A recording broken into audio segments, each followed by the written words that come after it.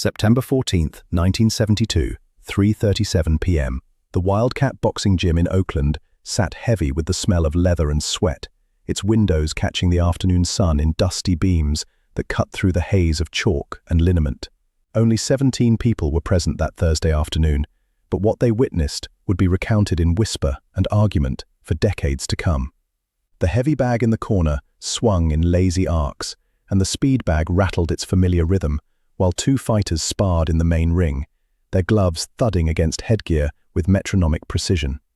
Raymond "Big Ray" Thompson stood near the squat rack, all 280 pounds of him wrapped in a grey sweatshirt dark with perspiration.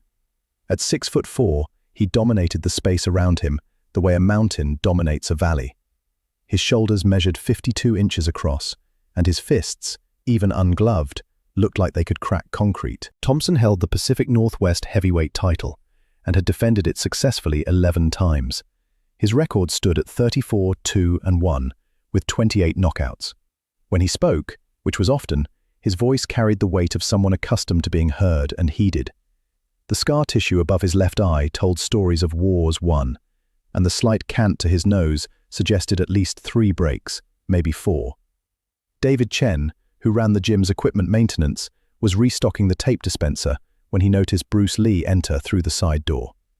Bruce moved like water finding its level, unhurried and economical, wearing simple black canvas shoes, dark slacks, and a white t-shirt that revealed arms corded with lean muscle. He stood 5'7" and weighed 135 pounds. His hair was cut short, and he carried a small gym bag over one shoulder. Nothing about his entrance demanded attention, which was precisely what made several people notice him. Thompson had been holding court for the better part of 20 minutes, explaining to a cluster of younger fighters the difference between screen fighting and real combat. "These Hollywood types," he was saying, his voice booming across the gym floor. "They learn some dance moves, get a camera to speed up the footage, and suddenly everyone thinks they're dangerous." He shadowboxed, his massive arms cutting the air with surprising speed. "But you put them in a real ring, with real consequences, and they fold like cheap suits. Actors can't fight. They can act like they fight. There's a difference." Bruce set his bag down near the training dummy in the corner, the wooden mukjong that the gym owner had installed specifically for Wing Chun practitioners. He began stretching, rolling his shoulders and neck with the quiet focus of someone preparing for a task, not a performance. His movements were small, controlled, almost meditative. "You see that guy in the movies, doing all the fancy kicks and the yelling?" Thompson continued, warming to his subject. His audience had grown to 8 men now, drawn by the certainty in his voice. "That's not fighting, that's choreography. You know what happens when a 150-pound guy tries those spinning kicks against a heavyweight? He gets his head taken off. Physics don't lie."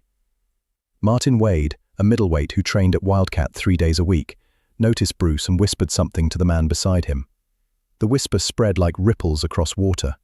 Thompson noticed the shift in attention and turned, following the collective gaze to the corner where Bruce had begun working the wooden dummy, his forearms making sharp contact with the arms of the training device.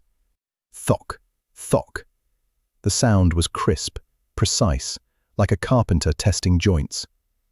"Perfect example right there," Thompson said, louder now, making sure his voice carried. He pointed directly at Bruce. "Wooden dummy training, great for movies, great for demonstrations, but wood don't hit back. Wood don't weigh 280 pounds and punch holes through your defense." Bruce continued his drill, his expression unchanged, focused on the angles and the contact points. Thompson walked closer, his footsteps heavy on the gym floor. "Hey, I'm talking to you, movie star." His tone had shifted from general proclamation to direct challenge. "You one of those actors who thinks he can fight?" Bruce stopped mid-technique and turned, his hands lowering to his sides. His breathing was even, controlled. "I'm here to train," he said quietly, "not here to talk." "See, that's the problem with you guys," Thompson said, closing the distance to about 12 feet. "You don't understand that fighting is about more than looking good. It's about power. It's about will. You ever taken a real punch? Not a stage punch, not a pulled shot for the camera, but a real heavyweight punch that scrambles your brain and makes you forget your own name." By now, the entire gym had gone quiet. The two fighters in the main ring had stopped sparring and stood at the ropes, watching. The speed bag hung silent. Bruce considered the larger man for a long moment. "I understand physics," he said finally. "Force equals mass times acceleration. You have mass. But acceleration requires more than size." Thompson's face darkened. "Is that a challenge?" "It's an observation." "Well, here's my observation," Thompson said, rolling his massive shoulders. "You're in a boxing gym, talking philosophy like you're in a library. This is a place where men test themselves. So either you're here to train like everyone else, or you're here to prove something. Which is it?" David Chen would later recall that Bruce's expression didn't change at all. No anger, no pride, no visible emotion. Just a kind of attentive calm, like someone watching weather patterns. "If you want to understand," Bruce said, "I can show you." A murmur went through the gathered fighters. Someone whispered a warning to Thompson about Bruce's credentials, but Thompson waved it off with a dismissive hand. "I don't care about credentials," he said. "I care about what happens when two men stand toe-to-toe and find out who's real and who's pretend." The gym owner, a former light heavyweight named Carl Simmons, stepped forward. "Gentlemen, this doesn't need to." "It's fine," Bruce said, his voice still quiet. He looked at Thompson directly. 8 seconds. That's how long it will take to understand." Thompson laughed, a big, booming sound. 8 seconds? Kid, I've survived 12-round wars.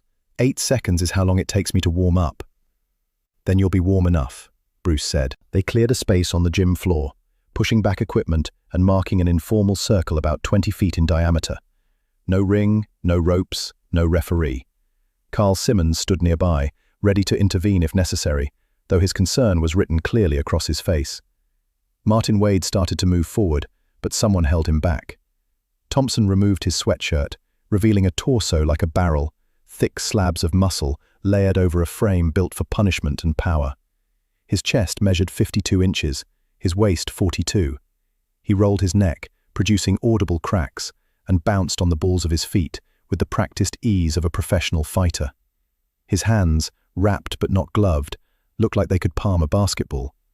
Bruce stood across from him, still in his white t-shirt, his stance natural and centered, weight distributed evenly. His hands hung loosely at his sides, not raised in any traditional guard. To the untrained eye, he looked almost unprepared. "House rules," Carl said, his voice tight. "No strikes to the throat, no eye gouging, no groin shots. First man to submit or first blood." "Won't need blood," Thompson said, raising his hands into a classic boxing guard. "This'll be over quick." He moved forward with surprising speed for his size, closing the distance in 2 long strides. His left hand flicked out in a jab, testing range and reaction time. The punch cut through the air where Bruce's head had been a microsecond earlier. Bruce had shifted his weight, minimal movement, just enough to let the fist pass harmlessly by his temple, close enough that several witnesses swore they could hear the displacement of air.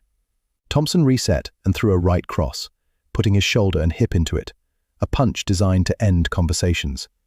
Bruce leaned back 3 inches, his spine curving like bamboo in wind, and the massive fist carved through empty space. The miss pulled Thompson slightly off balance, his momentum carrying him forward a quarter step more than he'd intended. "Stand still," Thompson growled, and launched a combination: jab, cross, left hook.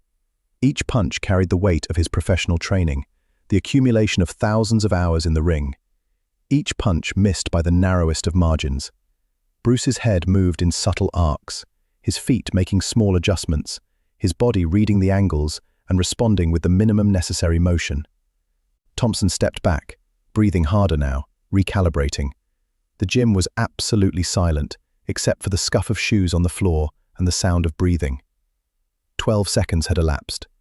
"You're fast," Thompson admitted, "but dodging isn't fighting. Eventually you run out of space." He pressed forward again, more aggressively now, trying to corner Bruce against the equipment. A body shot, aimed at the ribs, whistled through the space Bruce had occupied. An uppercut, telegraphed with the shoulder, found only air. Thompson's frustration was building, visible in the tightness of his jaw, the way his punches were gaining power but losing precision. Then Bruce moved in. It happened so quickly that David Chen, who was watching from 8 feet away, almost missed it. Bruce's left hand snapped forward, not a wide, looping punch, but a straight line, his fist traveling maybe 14 inches total. It struck Thompson's right shoulder, just below the clavicle. The sound was distinct. Thwip. Sharp, final. Thompson's entire right arm went momentarily dead, the muscle spasming from the nerve strike. His eyes widened in surprise more than pain. What the? Bruce was already moving, flowing to Thompson's now compromised right side. But Thompson, professional that he was, adjusted instantly, pivoting on his left foot and throwing a left hook with everything behind it. A punch that started from his heels and carried the fury of wounded pride. The punch connected. It caught Bruce high on the left cheekbone. Not a clean shot, but solid enough. The impact turned Bruce's head 6 inches to the right, and several witnesses would later swear they heard the smack of leather rapping against bone. Bruce's feet slid backward 2 feet from the force, and for a moment, just a moment, his eyes showed something like surprise. Thompson pressed his advantage, throwing another left, but his right arm was still compromised, hanging lower than it should, affecting his balance. Bruce recovered faster than should have been physically possible, his body already adjusting, processing the data of impact and momentum and angle. What happened next took perhaps 1.5 seconds, but would be described in varying ways by the 17 witnesses, each account slightly different, all of them true in their way. Bruce shifted his weight entirely onto his right leg, his left foot coming off the ground maybe 2 inches, his left arm extended, not with muscular force, but with the release of stored kinetic energy, his entire body becoming the weapon. The strike hit Thompson dead center in the sternum, palm heel first, fingers following through. The sound was unlike anything heard in that gym before or since. Thoom. Not a crack, not a smack, but a deep, hollow percussion, like someone striking a drum from the inside. Thompson's 280-pound frame lifted, not dramatically, not flying through the air like in movies, but unmistakably airborne for perhaps 6 inches, his heels leaving the floor before gravity reasserted its claim. He landed on his back with a sound like a sandbag dropping, the air forced from his lungs in a massive exhale. The silence that followed stretched for what felt like minutes, but was probably 4 seconds. Thompson lay on his back, conscious but stunned, his chest heaving as he tried to pull air back into his lungs. His right arm was still partially numb. His sternum felt like it had been struck by a sledgehammer. Bruce stood over him, not in triumph but in something like concern. His left cheek was already darkening where Thompson's punch had landed, a bruise blooming purple and red. He extended his hand. Thompson stared at the offered hand for a long moment, then took it. Bruce helped him sit up, then stand. The bigger man swayed slightly, his equilibrium still adjusting. "Your punch was good," Bruce said quietly, touching his own cheek and wincing slightly. "You fight with heart, but you telegraphed with your shoulders. Every punch, your shoulder dipped first, like a warning sign. Against another boxer who reads the same language, maybe that's fine. But it's a tell." Thompson nodded slowly, still catching his breath. What was that last technique?" "Physics," Bruce said. "You're right about mass. You have more mass than me.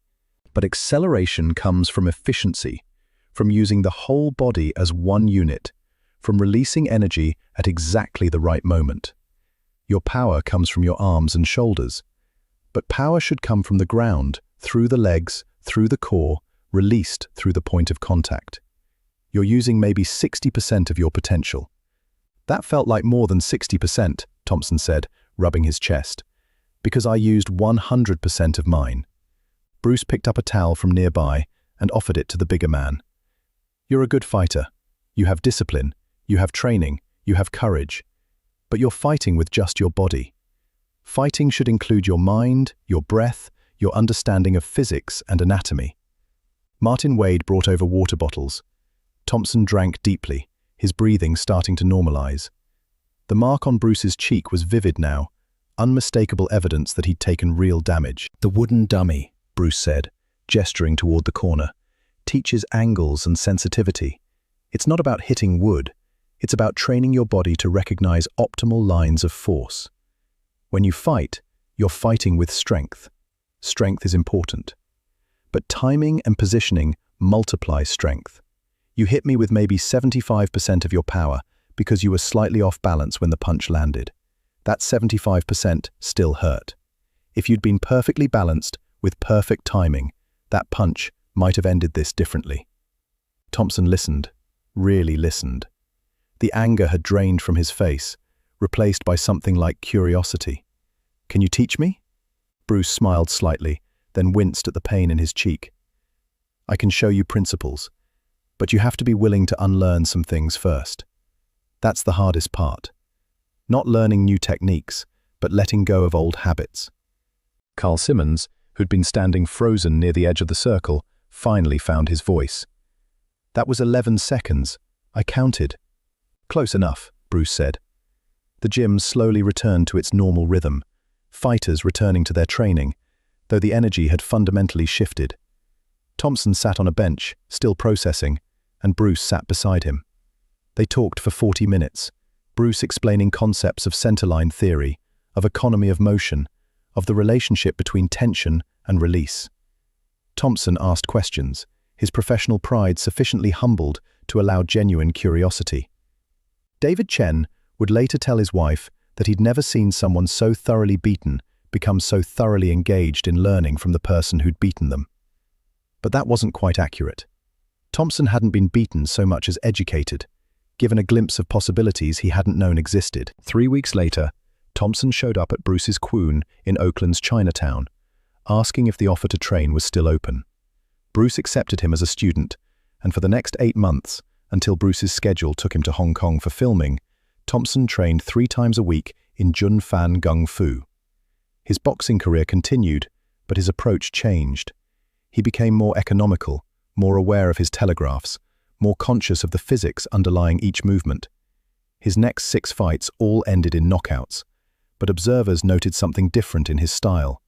A precision that hadn't been there before, a sense of conservation and sudden explosion that seemed out of place in a heavyweight boxer. The story spread through martial arts circles naturally, the details shifting with each retelling. Some said the fight lasted 30 seconds. Others claimed Bruce had been hit 3 times, not once. A few insisted Thompson had never landed a single punch, but the core remained consistent. A 280-pound champion had challenged Bruce Lee's legitimacy as a fighter, and 11 seconds later, understood viscerally the difference between fighting with the body alone and fighting with complete integration of mind, body, and principle. Years later, in 1985, Thompson was interviewed for a martial arts documentary. By then, he'd retired from boxing with a record of 47-4-1 and had opened his own gym in Sacramento, where he taught a hybrid style that combined boxing fundamentals with concepts he'd learned from Bruce. The interviewer asked about his most memorable fight. Thompson didn't hesitate. "I got knocked out in the 7th round by Jimmy the Bull Martinez in 1974, he said. "That was the hardest I've ever been hit. But the most educational experience I ever had in combat was getting hit once and knocked down once by a guy who weighed 135 pounds, because that taught me that I've been confusing strength with power and size with understanding. Bruce showed me, in about 10 seconds, that I didn't know as much about fighting as I thought I did. And that gift, that humbling, made me better at everything that came after." The interviewer asked if he'd been angry about losing. Thompson smiled, the same smile he'd worn when sitting on that bench in 1972, talking with Bruce while his chest still ached and his right arm still tingled.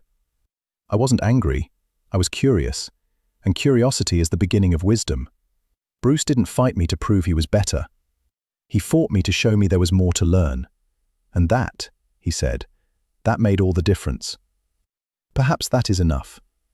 Perhaps the greatest fights are not the ones we win, but the ones that teach us how much we have yet to understand. Perhaps that 280-pound champion, standing in that Oakland gym on a Thursday afternoon in September, needed exactly that moment of defeat to become exactly the teacher he was meant to be. Perhaps the bruise on Bruce's cheek, visible for a week afterward, was itself a kind of teaching. That even the best can be touched, that invincibility is illusion, but skill and understanding are as real as physics itself. The Wildcat boxing gym closed in 1989, but the story remained, passed from instructor to student, embellished and reduced and retold. And somewhere in all those retellings, the truth persisted. That on September 14th, 1972, at 3:37 p.m., only 17 people witnessed what understanding looks like when it meets assumption. What happens when force encounters efficiency. What transformation sounds like when it echoes off gym walls and settles into the bones of those willing to learn. Perhaps that is enough.